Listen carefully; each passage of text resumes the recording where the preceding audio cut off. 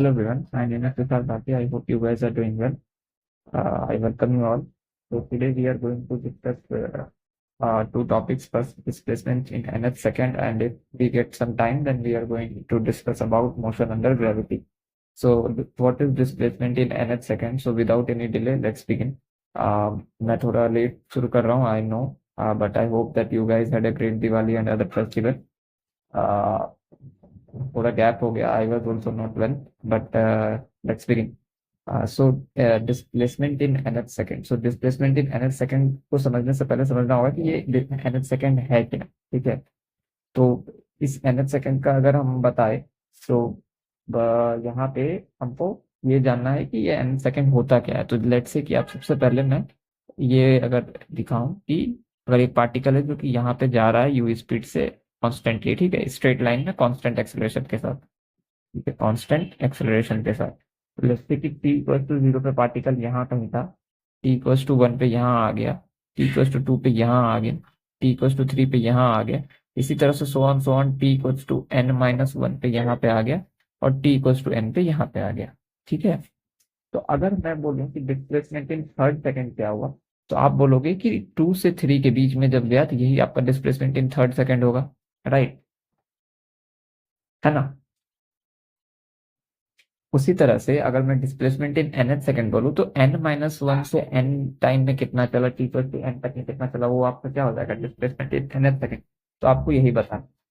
Now आपके दिमाग में एक कॉमन क्वेश्चन होगा कि हम कर क्यों रहे हैं. ये हम इसीलिए कर रहे हैं क्योंकि sometimes they might ask in main और नीट एग्जाम डायरेक्टली वो फॉर्मूला ऐसा आपको क्वेश्चन देंगे. मैं आपको कराऊंगा अभी जिसमें कि आप फॉर्मूला रखोगे तो आपको आंसर आ जाएगा. उसमें पूछ सकते हैं कि डिस्प्लेसमेंट इन थर्ड सेकंड क्या हुआ, फोर्थ सेकंड क्या हुआ.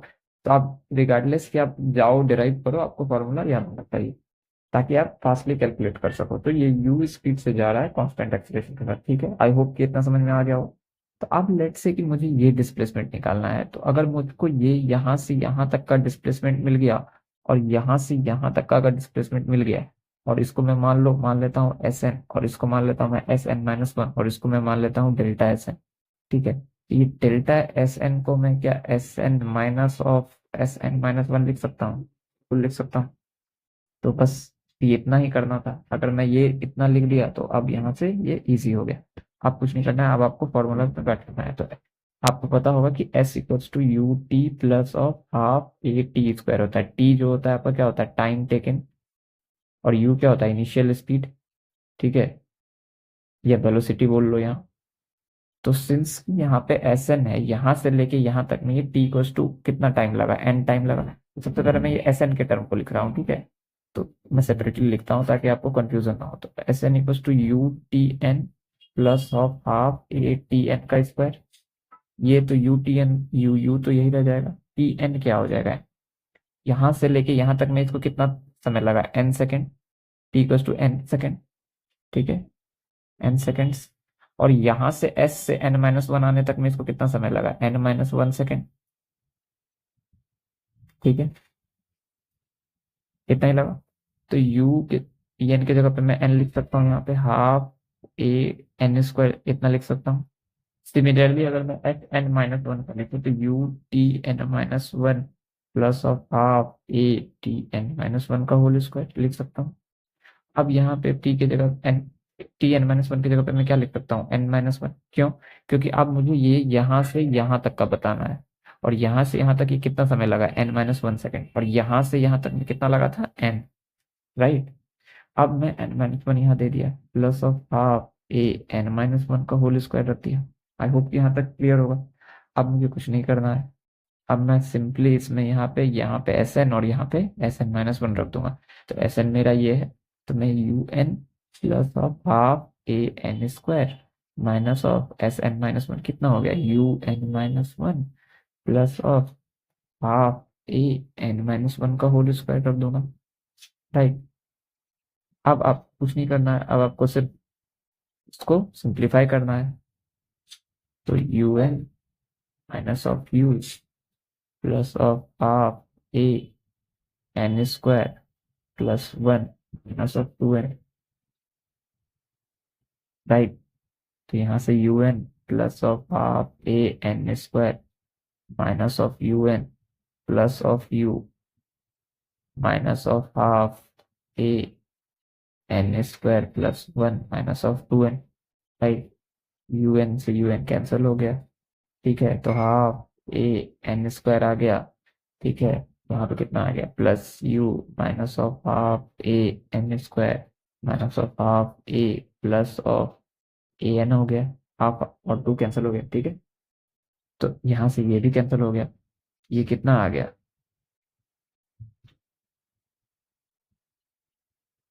u minus a by two plus of a n. I hope ये आपको यहाँ तक समझ में आया होगा, ठीक है। तो यही आपका फॉर्मूला, यही आपका आ जाएगा। अगर आप इसको आप सिंप्लीफाई करो, ए को कॉमन ले लो, तो अगर आप ए को कॉमन ले लोगे तो क्या आ जाएगा, अगर आप ए को कॉमन लोगे तो u plus of a n minus of half, ये लिख सकते हो आप, बिल्कुल लिख सकते हो। u plus of a n minus of half लिख सकते हो, यस।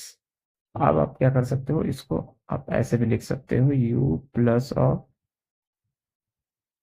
ए की जगह पे ऐसा 2n-1 यहाँ पे बाई 2 लिख सकते हो आप, डेल्टा एस। मैंने कुछ नहीं किया, मैंने 2 से ये ले लिया, यहाँ नीचे का ये 2 था, इसको मैंने रिजॉल्व किया तो ये 2n-1 आ गया, और ये 2 जो बाहर बचा इसको मैं ऐसे लिख दिया, ठीक है। तो ये आपका फॉर्मूला आ गया, डिस्प्लेसमेंट इन nth सेकंड का u plus A by to 2n-1। I hope कि समझ में आया होगा। तो यही आपका फॉर्मूला है। तो nth सेकंड क्या होता है ये समझ में आया होगा आपको। मैं एक बार फिर से रिपीट कर देता हूँ। अगर मैं बोलूँ डिस्प्लेसमेंट इन थर्ड सेकंड कितना होगा, तो आप सबसे पहले t इक्वल टू 2 पे जाओगे, पता करोगे पार्टिकल कहाँ है। t इक्वल टू 2 पे पार्टिकल यहाँ है, तो यहाँ से थर्ड तक जाने में उसका जितना डिस्प्लेसमेंट होगा वही आपका डिस्प्लेसमेंट होगा। तो ये यहाँ था, यहाँ आ गए, तो डिस्प्लेसमेंट इन थर्ड सेकंड ये हो गया। तो उसी तरह से nth सेकंड में है, तो मैं n-1 पे पार्टिकल कहाँ था, यहाँ था, तो यहाँ से यहाँ तक का डिस्टेंस निकाल लूंगा, तो वो मुझे nth सेकंड का डिस्प्लेसमेंट दे देगा।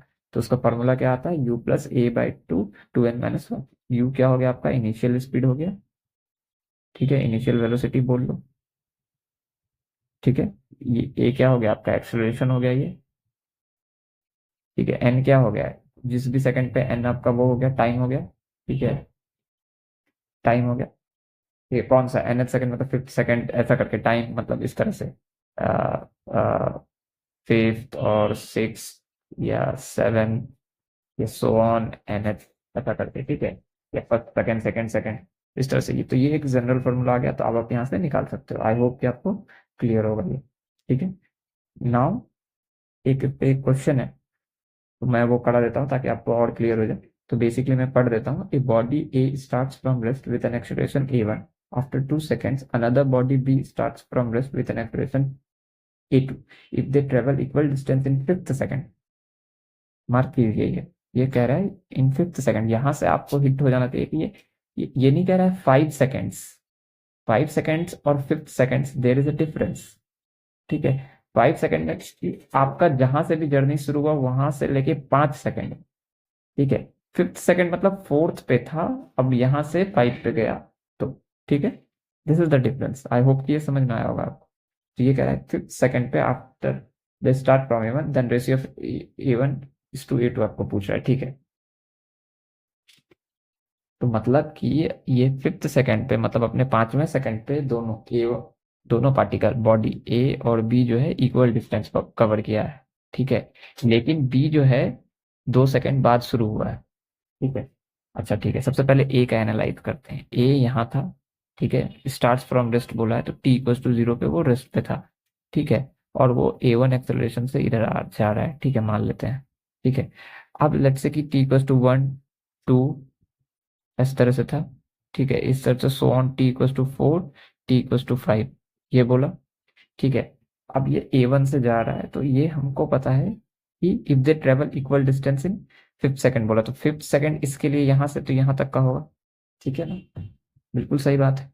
तो अब इसके लिए अगर मैं रखूं यहाँ पे एस फिफ्थ लिखूं मैं, अगर मतलब डेल्टा S5 लिखूं, तो ये क्या हो जाएगा, u plus A by two into 2n-1 था।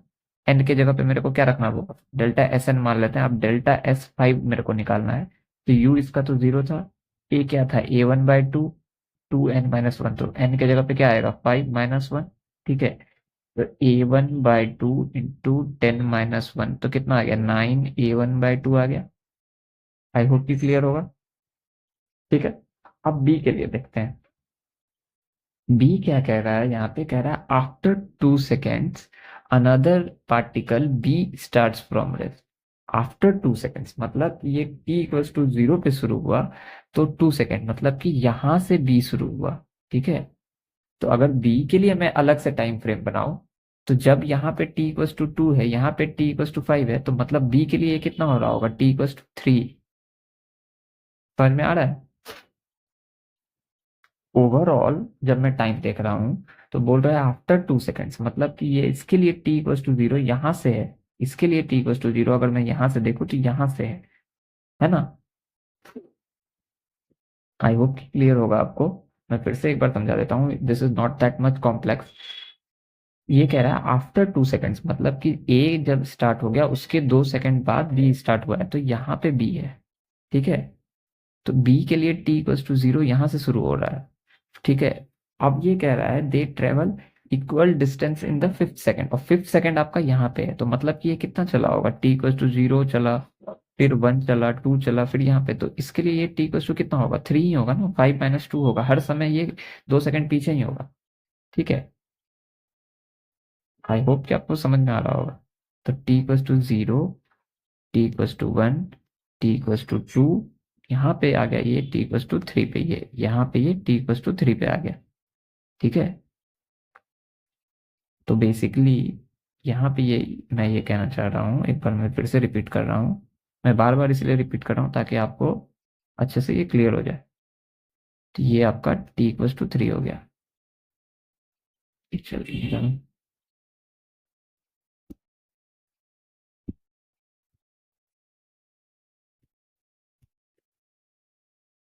ये t=3 हो गया, ठीक है। तो बेसिकली ये कह रहा है कि 2 सेकंड्स के बाद बी आपका चालू हुआ, तो जब यहाँ पे ए था तब जाके बी यहाँ से चालू हुआ, तो अगर मैं बी के लिए टाइम फ्रेम लिखना चालू करूँ तो बी के लिए ये t=0 है, बी के लिए ये t=1 है, बी के लिए t=3 है, बी के लिए t=3 है। तो अगर t=3 जब अगर यहाँ पे आएगा तो उसी समय ये जो है 5th सेकंड पूरा रहा होगा, ठीक है। ये t=5th सेकंड पूरा हो रहा होगा। आई होप कि समझ में आ रहा होगा कि अगर यहाँ पे t=2 पे मतलब 2 सेकंड्स के बाद शुरू हुआ है, तो जब t=2 ए यहाँ होगा तो बी अभी यहाँ से चलना चालू किया है, तो अगर मैं बी के लिए अलग से सेपरेटली टाइम लिखूं तो जब t=2 हो रहा होगा तो वो बी के लिए t=0 होगा, और जब t=5 सेकंड हुआ होगा तो वो t=3 हो रहा होगा। क्लियर। तो अब मैं जब यहाँ बी के पॉइंट ऑफ व्यू पे देखूं तो उसके लिए 5th सेकंड कुछ ऐसा नहीं होगा, उसके लिए वो 3rd सेकंड बनेगा। तो वो 2 से 3 में ये कितना चला, तो ये Δs3 है इसके लिए, राइट। तो अब आप Δs3 लिखोगे तो फॉर्मूला इसका सीधा सीधी आप बैठा दो, u+a/2, 2 × 3 - 1। ए इसका क्या था a2 था आई गेस, और u तो 0 ही था, तो यहाँ पे मैं 0 लिख दिया, ठीक है। तो 0 प्लस a2/2, 6 - 1 तो 5, a2/2 तो 5 a2/2, राइट। तो अब मेरे को क्या बोला है, ये कह रहा है कि इक्वल है दोनों, मतलब कि Δs5 is equals to Δs3। तो ये जो डिस्टेंस था और ये जो डिस्टेंस है ये दोनों इक्वल है। The only difference that you have to catch here is कि ये 5th सेकंड बोल रहा है, लेकिन बी के परस्पेक्टिव से ये 3rd सेकंड है, ठीक है, क्योंकि ये 2 सेकंड लेट हुआ है। तो हर इंटरवल पे जब अगर मान लो मैं यहाँ t=7 लिख रहा होता ए के परस्पेक्टिव से, तो बी के परस्पेक्टिव से वो t=5 सेकंड बन रहा होता, ठीक है। आई होप कि क्लियर हो। नाउ Δs5 = Δs3 है, ये गिवन है क्योंकि ये इन 5th second travel equal distance. तो a1:a2 का आपको रेशियो बताना है, तो कुछ नहीं है, आप यहाँ से इक्वल करोगे तो रेशियो भी निकल जाएगा। 9 a1/2 आ गया आपका Δs5, Δs3 जो है 5 a2/2 है, 2 से 2 कैंसल, ठीक है। तो a1/a2 इज नथिंग बट 5:9, ठीक है। क्लियर है।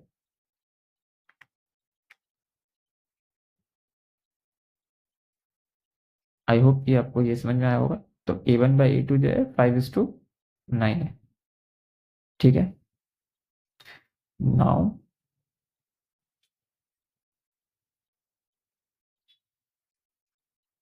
नाउ अब हम नया टॉपिक शुरू करेंगे which is motion under gravity. So मैं इसमें अभी थोड़ा सा बस बता देता हूँ कि ये मोशन अंडर ग्रेविटी है क्या। तो मोशन अंडर ग्रेविटी बेसिकली ये कहाँ से आया, बेसिकली ये कांस्टेंट एक्सेलरेशन के टर्म से ही आया। जब क्योंकि ये हम क्यों पढ़ रहे हैं, ऐसा कोई सच एक नया टॉपिक नहीं है, लेकिन फिर भी इसको एक नए टॉपिक में इसीलिए लेते हैं क्योंकि यहाँ पे ग्रेविटी का acceleration due to gravity which is आपको पता होगा कि जी होता है। तो मैं सबसे पहले तो ये लिख देता हूँ कि एक्सेलरेशन ड्यू टू ग्रेविटी जो होता है इक्वल्स टू जी होता है, और जी का वैल्यू जो होता है 9.8 मीटर पर सेकेंड स्क्वायर होता है। अगर या नहीं तो कभी कभी 10 भी दिया रहता है, 10 मीटर पर सेकेंड स्क्वायर। तो एज पर क्वेश्चन ये वेरी होता है, अगर आपको जी इक्वल्स टू 10 दिया तो आप 10 मानो, नहीं दिया हुआ है तो 9.8 मानना पड़ेगा। ठीक है, तो ये है। ठीक है, तो आप बेसिकली कोई भी पार्टिकल को जैसे कि आप ड्रॉप कर रहे हो ऊपर से, ठीक है, तो आपने ड्रॉप किया तो वो सीधा सीधी फ्री फॉल करता है, तो उस वक्त उस पर क्या एक्सलेशन लग रहा होता है, उसका एक्सलेशन जी हो रहा होता है। क्यों? क्योंकि अर्थ जो होता है उस पार्टिकल को, अर्थ जो होता है उस पार्टिकल को अट्रैक्ट कर रहा होता है विथ, या फिर लेट्स से कि वो फोर्स लगा रहा होता है उस पर एक जी एक्सलेशन, राइट। इतना तो आपको पता होगा। तो कोई भी पार्टिकल जो फ्री फॉल कर रहा है, जैसे कि लेट्स से कि मैंने यहाँ से एक कॉटन बॉल है, ये ठीक है कॉटन बॉल है, इसको मैंने ड्रॉप किया। तो अगर मान लेते हैं कि यहाँ पे एयर रेजिस्टिविटी और कुछ नहीं है, सारा चीज का एब्सेंस है, एक आइडियल केस है। तो जो वो कॉटन बॉल है वो क्या होगा, वो फ्री फॉल कर रहा होगा, राइट। तो जब वो फ्री फॉल कर रहा होगा तो उसका एक्सलेरेशन क्या होगा, वो ग्रेविटी का ही एक्सलेरेशन होगा ना। इसको अर्थ जो है जी से क्या होगा, अपनी तरफ खींच रहा होगा, तो ये जी एक्सलेरेशन से नीचे गिर रहा होगा, यही है। और आपने बहुत सारा एक्सपेरिमेंट सुना होगा, आई थिंक 9th क्लास में आपको पता होगा कि अगर कॉटन बॉल हो और एक तरफ आयरन बॉल हो सेम मास का, ठीक है, ये 10 kg का और ये 10 kg का आयरन बॉल भी है, और दोनों को ड्रॉप किया जाए, दोनों को ड्रॉप किया जाए और यहाँ से यहाँ तक का हाइट दोनों का h है, तो h हाइट अब पे दोनों को लाके ड्रॉप किया जाए तो दोनों सेम टाइम पे गिरेगा। क्यों? क्योंकि उस कंडीशन में हम मान के चलते हैं कि कोई ड्रैग फोर्स नहीं है, कोई रेजिस्टिविटी नहीं है एयर का। तो कंप्लीट एयर का एब्सेंस में अगर हम इसको देखें तो सिर्फ और सिर्फ एक्सेलरेशन ड्यू टू ग्रेविटी है, तो दोनों का एक्सेलरेशन क्या होगा, जी होगा। और सिंस की मास सेम है तो अगर मैं फॉर्मूला लगाऊं s equals to U T plus half a t square का, क्योंकि अब मैं क्यों लगा सकता हूँ ये फॉर्मूला, सबसे पहले क्योंकि कांस्टेंट एक्सेलरेशन जी है, जी इज ऑलवेज कांस्टेंट, तो ये जो फ्री फॉल करेगा ये हमेशा जी एक्सेलरेशन से करेगा। तो अब यहाँ पे अगर इसका एस देखो आप, तो ये क्या है, माइनस एच है क्योंकि नीचे तरफ जा रहा है। अगर यू करो तो मैंने क्या बोला, ड्रॉप है, तो ये जीरो हो जाएगा, प्लस ऑफ हाफ ए जो है आपका माइनस जी आ जाएगा टी स्क्वायर। तो यहाँ से आप अगर आप ये देखोगे तो ये आपका टी निकल जाएगा यहाँ से। सेम अगर आप इसमें भी देखोगे तो मास का तो कोई लेना देना है नहीं, यहाँ पे भी आप ड्रॉप किए हो ए वही होगा, तो सेम है, ठीक है। तो एच एच दोनों का सेम है तो टाइम जो है वही आएगा। तो रिगार्डलेस ऑफ द फैक्ट कि आप 10 kg का आयरन बॉल लो या 10 kg का कॉटन बॉल लो, उससे उसको कोई मतलब नहीं है, वो दोनों जो है सेम टाइम पे ही ग्राउंड को हिट करेगा। तो ये आई थिंक आपको पता होगा। तो यही है मोशन अंडर ग्रेविटी में, यही होता है कि हम ग्रेविटी के अंडर में हम देख रहे होते हैं कि किस तरह से 1D मोशन काम कर रहा होता है। तो ये तो मैंने ड्रॉप का बात किया। अब क्या होता है, हो सकता है कि कोई कोई व्यक्ति ग्राउंड से यू स्पीड से बॉल को फेंके और फिर उसका पार्टिकल को बिहेवियर को एनालाइज करे 1D में। सीधा सीधी आपने फेंका है, जब भी आप बॉल को सीधा फेंकते हो तो वो जाता है कुछ डिस्टेंस तक, ठीक है, ऊपर जाता है, फिर क्या होता है, वो वापस आता है, ठीक है। तो ये भी मोशन अंडर ग्रेविटी ही है, तो इसको भी हम एनालाइज करते हैं, राइट। तो ये सब चीजें मोशन अंडर 1D में, जो कि मोशन अंडर ग्रेविटी आता है, क्योंकि यहाँ पे सिर्फ और सिर्फ ग्रेविटी लग रही होती है जी, और सिंस की जी जो है कांस्टेंट होता है तो हम ये सारे फॉर्मूला लगा सकते हैं, ठीक है।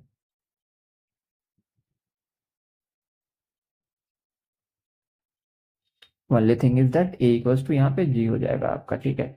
तो सबसे पहले यहाँ पे वेक्टर में बहुत बच्चों को कंफ्यूजन होता है। तो अब सबसे पहले मैं ये बेसिक चीजें क्लियर करना चाहता हूँ कि इसको अगर मैं हमेशा के लिए पॉजिटिव मानूंगा तो इस डायरेक्शन को मैं निगेटिव मानूंगा।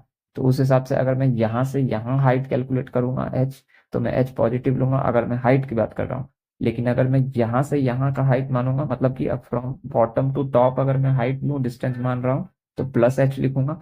लेट से कि अगर मैं टॉप से बॉटम जा रहा हूँ एच हाइट, तो मैं डिस्टेंस मेरा क्या हो जाएगा, डिस्प्लेसमेंट मतलब माइनस एच हो जाएगा, ठीक है। सिमिलरली ग्रेविटी आपका हमेशा नीचे की तरफ लग रही है जी से, तो वो उसको मैं माइनस जी लिखूंगा इस इन सारे इक्वेशंस में। क्यों? क्योंकि ये वेक्टर इक्वेशन है, मैंने बताया था। आप कहोगे सर ये वेक्टर इक्वेशन नहीं है बट ये डॉट प्रोडक्ट है, तो ए और एस के बीच में मैं देखूंगा कि अगर एक्सेलरेशन नीचे जा रही है तो डिस्प्लेसमेंट नीचे आ रहा है तो मैं प्लस लिखूंगा, लेकिन यहाँ एक्सेलरेशन तो नीचे ही रहता है, अगर डिस्प्लेसमेंट इस डायरेक्शन में हो रही होगी तो मैं माइनस इस टर्म को, मैं ए एस के टर्म को मैं निगेटिव में लिखूंगा। ठीक है, आई होप ये क्लियर होगा।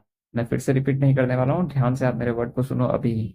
तो मैं क्या कह रहा हूँ, मैं कह रहा हूँ कि अगर मैं टॉप से, फिर से बता रहा हूँ, टॉप से डाउन गया, अगर ये एच डिस्टेंस है तो मैं ये पॉजिटिव मानूंगा।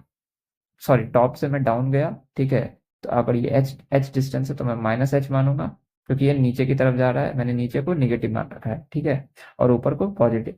ये जनरल कन्वेंशन है, this is plus J cap and this is minus J cap, right. अगर आप एक्सेस देखते हो तो ये यही मैं कर रहा हूँ, ये आई है, ये माइनस आई है, तो ये है, तो ये माइनस जे, तो यही आपका टॉप हो गया और ये क्या हो गया, बॉटम हो गया। ठीक है, तो मैं यही बता रहा हूँ कि अगर मैं टॉप से बॉटम की तरफ गया तो ये माइनस एच हो जाएगा, मैं बॉटम से टॉप की तरफ गया तो ये प्लस एच हो जाएगा। ठीक है, अगर मैं डिस्प्लेसमेंट की बात कर रहा हूँ, ग्रेविटी आपका हमेशा जी में लगेगा तो ये हमेशा माइनस जी जे कैप होगा। ठीक है, ये हो गया। अब मैं एक अब मैं सारे ये चीजें जो है इन सारे फॉर्मूलाज में इस तरह से ही लगा रहा हूँ, बचा ये क्योंकि ये स्केलर है, क्योंकि ये डॉट प्रोडक्ट से आता है, ये मैंने बताया था, ये v dot v minus u dot u equals to two a dot s होता है। ठीक है, तो यहाँ पे ए और एस के बीच में एंगल क्या होगा ये बताना, तो ए तो आपका हमेशा निगेटिव में आएगा। ठीक है, अब एस अगर मेरा इधर होगा तो ये ए डॉट एस क्या हो जाएगा, माइनस में आ जाएगा, तो ये माइनस टू ए एस हो जाएगा उस केस में। अगर आपका ए भी इधर ही रहने वाला है क्योंकि जी है, ठीक है, और एस भी इधर आ गया तो ये दोनों एक डायरेक्शन में, तब क्या हो जाएगा, टू ए एस इस केस में, माइनस टू ए एस इस केस में। आई होप ये क्लियर है। ठीक है, अब शुरू करते हैं। ठीक है, क्योंकि मैं अब डायरेक्टली साइन रखता चला जाऊंगा, आपको समझना होगा। ठीक है, मैं इसमें से सिर्फ छोटी छोटी चीजें, कुछ कुछ चीजें बता देता हूँ। लेट्स सी कि एक पार्टिकल को यू से मैंने यहाँ पे, ग्राउंड है ये, ठीक है, फेंका। ठीक है, तो ये ऊपर गया, यहाँ तक जाएगा कुछ इसका मैक्सिमम, फिर ये क्या होगा, वापस आ जाएगा।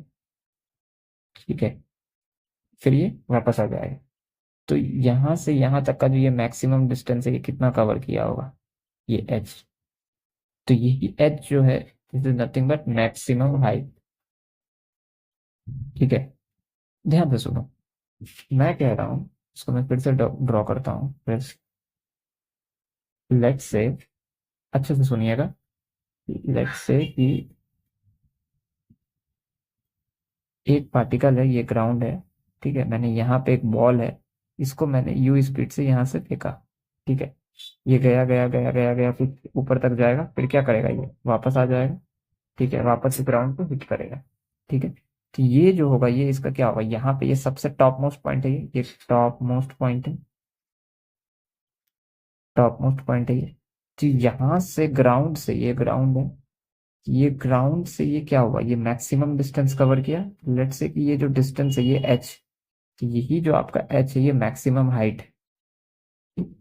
ठीक है, मैक्सिमम हाइट है ये आपका। ठीक है, इतना समझ में आ गया। अब आप देख रहे होगे कि जब ये यहाँ पे जा रहा है तो ये ऊपर की डायरेक्शन में जा रहा है, राइट, और कॉन्स्टेंटली आपका ग्रेविटी किधर लग रहा है, नीचे लग रहा है। ठीक है, ग्रेविटी आपका नीचे लग रहा है। ठीक है, यहाँ पे भी नीचे, यहाँ पे भी नीचे, यहाँ पे भी जी नीचे, जी जी जी, ये ऊपर जा रहा है। तो मतलब कि जब भी आपकी वेलोसिटी इधर है, ठीक है, और ग्रेविटी इधर है, या फिर लेट्स से कि एक्सलेशन इधर है, तो आप एक्सेलरेशन के अपोजिट मूव कर रहे हो तो आपकी वेलोसिटी तो कम होते जाएगी।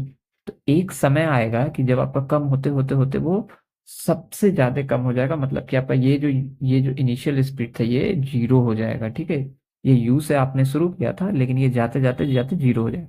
तो जहां पे भी ये जीरो होगा वही पॉइंट आपका टॉप मोस्ट पॉइंट कहलाता है, यहाँ पे आपका वेलोसिटी जीरो होता है। ठीक है, और उस टॉप मोस्ट पॉइंट को जब आप ग्राउंड से नापोगे तो वो आपको क्या देगा, मैक्सिमम हाइट देगा। यहाँ तक क्लियर है। ये जीरो क्यों हुआ, तो जीरो इसीलिए हुआ क्योंकि आपका जो वेलोसिटी है वो अगर प्लस डायरेक्शन में है, मतलब कि अपवर्ड डायरेक्शन में है, तो ग्रेविटी आपका डाउनवर्ड डायरेक्शन में कॉन्स्टेंटली लगे जा रहा है। इट मीन्स कि आप रिटार्ड कर रहे हो, राइट, आप रिटार्ड कर रहे हो, तो एट एनी टाइम एक स्पेसिफिक टाइम पे आपकी वेलोसिटी क्या होने वाली है, जीरो हो जाने वाली है, आप रुक जाओगे। तो that point is going to be your top most point, क्योंकि टॉप मोस्ट पॉइंट पे ही जाके वहां पे क्या होगा, ये बॉल ये रुक जाएगा और वहां से ये क्या हो जाएगा, डायरेक्शन टर्न ले जाएगा। क्यों क्यों टर्न ले लेता है, यहीं से ये फिर से नीचे क्यों आने लगता है, क्योंकि आप अब ध्यान से देखो, यहाँ पे आप फिर से पार्टिकल क्या हो जाएगा, कॉन्स्टेंटली यहाँ पे ग्रेविटी के अंडर में वे फिर से आ जाएगा और ये गिरता चला जाएगा। अब क्या है, ये अब फिर से वेलोसिटी क्या गेन करेगा जी, ये वेलोसिटी आप गेन करेगा। क्यों, क्योंकि आप जैसे यहाँ पे ये गिरा जी से, अब यहाँ लेट से कि इसकी कुछ यू वेलोसिटी है, तो फिर यहाँ पे एक्सेलरेशन इसकी क्या है, जी है, यहाँ पे कुछ u1 है, फिर क्या है एक्सेलरेशन, सॉरी, यहाँ पे एक्सेलरेशन क्या है, फिर जी है, फिर यहाँ पे कुछ था तो यहाँ पे एक्सेलरेशन क्या है, जी है। तो मतलब कि जब ये ऊपर जा रहा था तब तो स्पीड वेलोसिटी और एक्सेलरेशन अपोजिट डायरेक्शन में थे, लेकिन जब आ रहा है नीचे तो लेट्स से कि ये u1 है और ये g है, तो दोनों सेम डायरेक्शन में, तो स्पीड इसकी बढ़ते चली जाएगी। तो यहाँ पे कुछ क्वेश्चंस बनते हैं। सबसे पहले कि जब ये गिर रहा होगा at the time it hit the ground, उस वक्त इसकी वेलोसिटी क्या हो, ऑल्दो जिससे मैंने फेंका है वही होगी, ये मुझे पता है, और आपको भी आप धीरे धीरे ध्यान में रखिए, लेकिन मैं ये सारे प्रूफ दे दूंगा, लेकिन मैं अभी बस बता रहा हूँ, ठीक है, ये मैं नेक्स्ट क्लास में दूंगा। ठीक है, अब कुछ चीजें होती है टर्मिनोलॉजीज मैं यहाँ पे क्लियर कर देता हूँ, नेक्स्ट क्लास में मैं सारी चीजें ड्राइव कर दूंगा। ठीक है, अब ये आपका यहाँ पे आ गया कि ये ये किस वेलोसिटी से गिरेगा, ये आपको पूछता है, मैंने बता दिया कि हालांकि जिससे आपने फेंका है उसी से गिरेगा, लेकिन ठीक है। अब यहाँ से यहाँ तक मैंने बता दिया कि मैक्सिमम हाइट होता है, टॉप मोस्ट पॉइंट पे वेलोसिटी 0 होती है। जो यहाँ से नीचे से फ्रॉम बॉटम टू टॉप जाने का जो टाइम होता है उसको हम बोलते हैं time of ascent, time of ascent, time taken to go from initial position to top most point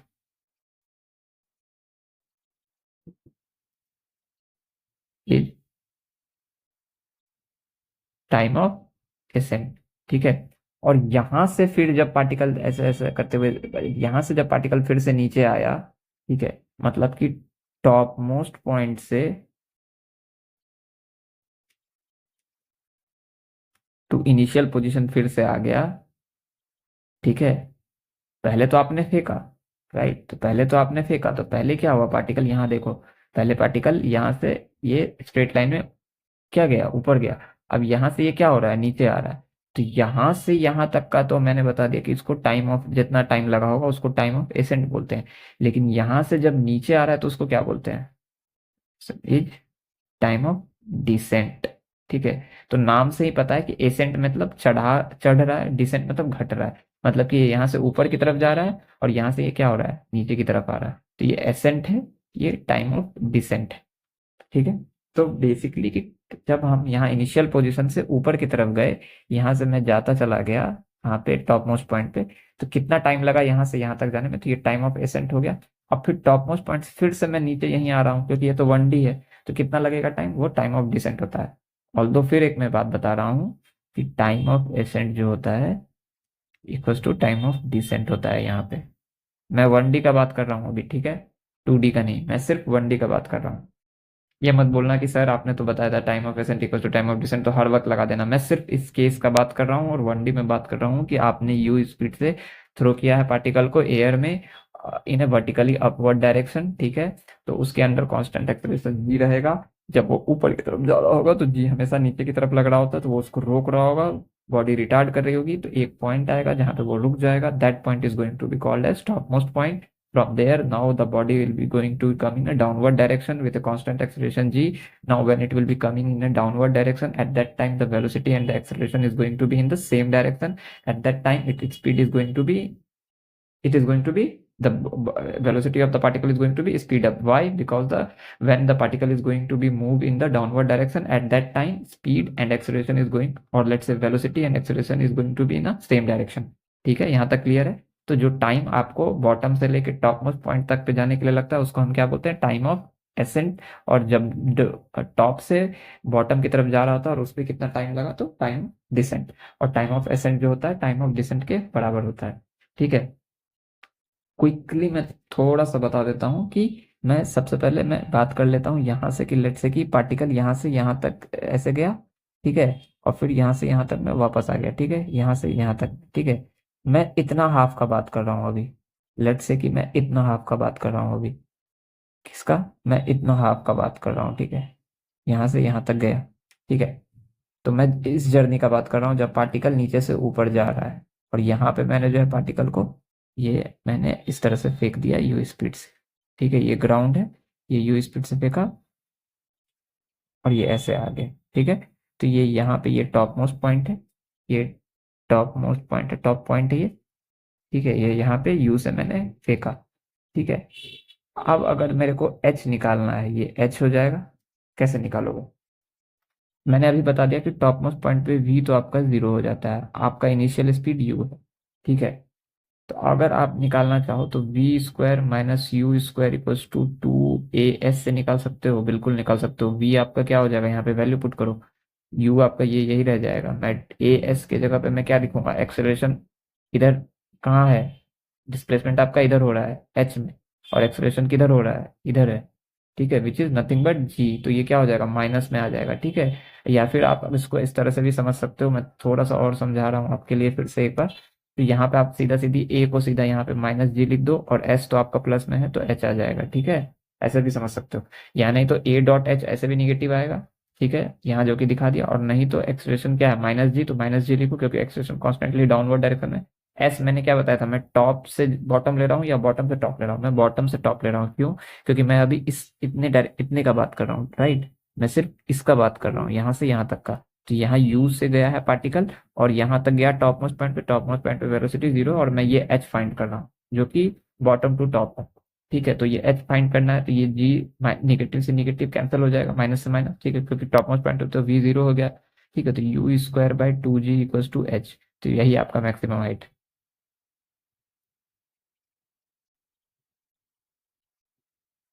ठीक है, ये आपका मैक्सिमम हाइट। आई होप कि यहाँ तक क्लियर होगा। ये तो मैंने निकाल दिया। ठीक है, velocity at top most point मैंने बता दिया, और जीरो क्यों होता है ये भी मैंने बता दिया। अब मैं क्या टाइम ऑफ एसेंट निकाल सकता हूँ क्या? बिल्कुल निकाल सकता हूँ, V equals to U plus of AT निकाल लो। ठीक है, टॉप मोस्ट पॉइंट पे अगेन वेलोसिटी क्या है, जीरो। यू क्या है आपके पास दिया हुआ है, ठीक है, ए है। टी ऑफ एसेंट, टी के एफ एसेंट लिख दो यहाँ पे। ठीक है, अब यहाँ पे मैं यू को यूं ही लिख सकता हूँ, ये इसको ये मैं minus of G of T ऐसे लिख सकता हूँ, क्योंकि ए आपका क्या है, ए वेक्टर क्या है आपका, माइनस ऑफ जी जे क्या, राइट, यही है ना। तो यहाँ पे माइनस आ गया, तो अब ये इधर चला जाएगा, तो g t of ascent equal to u आ जाएगा। तो टी ऑफ एसेंट कितना आ गया, u of u by g, right. यहाँ तक भी क्लियर है, ये भी आ गया आपका। तो ये एसेंट निकाल लिया। अब यार क्या आप चाहते हो कि मैं प्रूव करूँ कि time of ascent equal to time of descent क्या आता है, या आप लोग खुद से कर लोगे? बताओ। चलो मैं ही प्रूव कर देता हूँ। ठीक है, अब मैंने अभी बात किया था कि मैंने यू स्पीड से यहाँ से, ये ग्राउंड है, पार्टिकल को भेजा। ठीक है, और यहाँ से यहाँ तक मैं चला गया। मैंने ये टॉप पॉइंट था, ये इतना हाफ का तो मैंने बात कर दिया, इतना हाफ तक का तो मैंने बात कर लिया। ठीक है, यहाँ तक का, जिसमें कि टाइम ऑफ एसेंट भी निकाल लिया हमने, और मैंने मैक्सिमम हाइट भी निकाल लिया। अब एक बात बताओ, ये एच तो कॉमन है। ठीक है, एच का वैल्यू क्या था, यू स्क्वायर बाय 2G। ये फॉर्मूला आपको याद होना चाहिए। ठीक है, तो एच का फॉर्मूला, एच का वैल्यू क्या था, यू स्क्वायर बाय 2G। ठीक है, अब जब एच का जो वैल्यू है यू स्क्वायर बाय 2G है। अब मुझे एक बात बताओ आप, कि जब ये मैंने यू स्पीड से फेंका, ये पार्टिकल सबसे टॉप मोस्ट पॉइंट पे गया, तो ये जो मैक्सिमम हाइट था वो आपका यू स्क्वायर बाय 2G आ गया। तो जब ये पार्टिकल आप नीचे की तरफ गिर रहा होगा और नीचे आ रहा होगा, ठीक है, लेट्स से कि ये नीचे आ रहा है जब ये पार्टिकल इस तरह से, ठीक है, तो उस वक्त भी ये डिस्टेंस तो यही कवर करेगा ना, H equal to U square by 2G। ये जो डिस्टेंस है इसकी तो यही होने वाली है। ठीक है, ओनली थिंग इज दैट कि अगर मैं डिस्टेंस तो यही होने वाला है, डिस्प्लेसमेंट हो सकता है कि मैं इसको, आप सिंस की ये ऊपर से नीचे की तरफ आ रहा है, तो टॉप टू बॉटम आ रहा है, तो मैं क्या लिख दूंगा यहाँ पे, निगेटिव यूज कर लूंगा। बस मैं यही कर सकता हूँ ना। बाकी तो मैग्नीट्यूड क्या होने वाला है, सेम होने वाला है। यहाँ तक तो आप सहमत हो? ठीक है, अब मैं बोल देता हूँ कि S equals to U T plus half AT square है। ठीक है, अब मैं टाइम ऑफ डिसेंट निकाल रहा हूं, मैं बोल रहा हूँ यहां से यहां तक आने का समय कितना हुआ, मतलब कि ऊपर से नीचे आने का समय कितना हुआ। ठीक है, मैं इसका बात कर रहा हूँ, जब पार्टिकल यहां से यहां आ रहा है। ठीक है, इसका बात कर रहा हूँ, इस जर्नी का। ठीक है, तो टाइम ऑफ डिसेंट निकालना है, तो एस मेरे पास अब क्या होगा, मैं ऊपर से नीचे आ रहा हूँ, मतलब कि मैं यहाँ पे माइनस एच रखूंगा। ठीक है, अब यहाँ पे यू कितना था मेरा, यहां से जब शुरू पार्टिकल गिरना चालू हुआ तो मैंने क्या बताया था, टॉप मोस्ट पॉइंट पे वेलोसिटी क्या हो जाएगा, 0। तो अगर मैं सिर्फ इस जर्नी को एनालाइज करूं, इस आधे हाफ को, डिसेंट वाली जर्नी को, जब पार्टिकल नीचे गिरना शुरू हुआ है, उसके लिए तो यही भी तो इनिशियल स्पीड हो जाएगा ना, यही भी तो इसके लिए इनिशियल स्पीड हो जाएगा। तो ये क्या, ये खत्म हो गया ये पार्ट, ठीक है, ये पार्ट खत्म हो गया। क्यों? क्योंकि यही जो टॉप मोस्ट पॉइंट पे वेलोसिटी बना वो इसके लिए इनिशियल स्पीड की तरफ एक्ट करेगा या इनिशियल वेलोसिटी की तरह एक्ट करेगा, राइट। तो ये 0 हो गया। अब हाफ ए, मैं आंख बंद करके ए पे यहाँ पे -g लिखो और टी स्क्वायर लिख दो, ठीक है। अब एच, ये से एच तो कैंसिल हो गया, एच अब तुम्हारा क्या है यहाँ पे, यू स्क्वायर बाय 2g है, और हाफ जी टी स्क्वायर लिख दो तुम, ठीक है। अब यहाँ से 2 से 2 भी कैंसिल हो गया, ठीक है। तो you square upon g square equals to t square आ गया। This t square is nothing but time of descent का स्क्वायर, राइट। क्योंकि हम डिसेंट की जर्नी लिख रहे हैं तभी तो मैंने यू 0 माना, वरना यू तो यहाँ पे यू है, लेकिन यहाँ पे यू मैंने 0 क्यों माना, क्योंकि टॉप मोस्ट पॉइंट पे वेलोसिटी 0 हुई और अब मैं यहीं से पार्टिकल क्या होगा, गिरना चालू कर गया।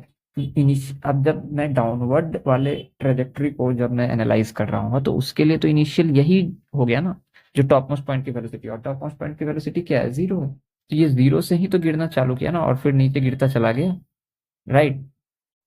यही हुआ है ना। तो उसके लिए इनिशियल क्या हो जाएगा, 0 हो जाएगा। तो मैंने यहाँ 0 बैठा दिया, ठीक है। और एच को मैंने निगेटिव माना, क्यों, क्योंकि ये ऊपर से नीचे की ओर जा रहा है।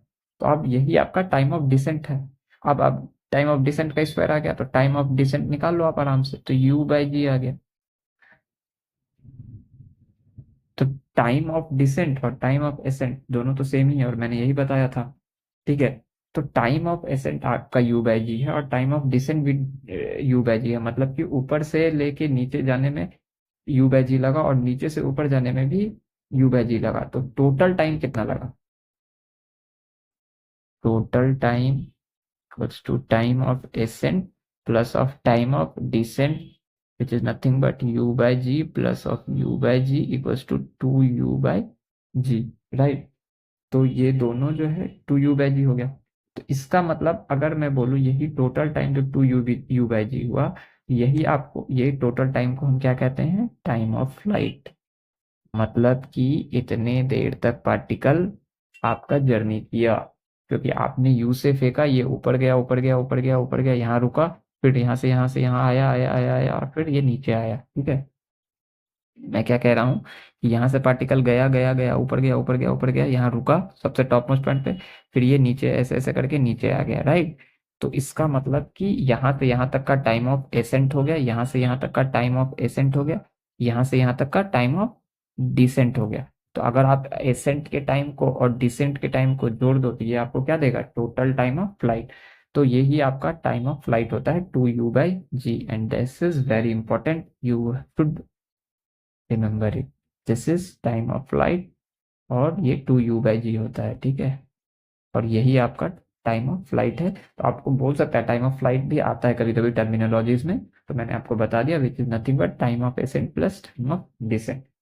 वो क्या होता है, 2u by g, ठीक है। तो आपको ये सब क्लियर होगा। अब आप बस एक चीज बचा है कि जिससे मैंने फेंका उसी स्पीड से ये ग्राउंड को भी हिट करेगा, ये आप प्रूव करके आना। अगर आपसे नहीं होगा तो मैं नेक्स्ट लेक्चर में बताऊंगा। आई होप कि आज का लेक्चर आपको समझ में आया होगा। You like my videos, share my videos and subscribe my channel. Till then tata bye bye, take care of your self.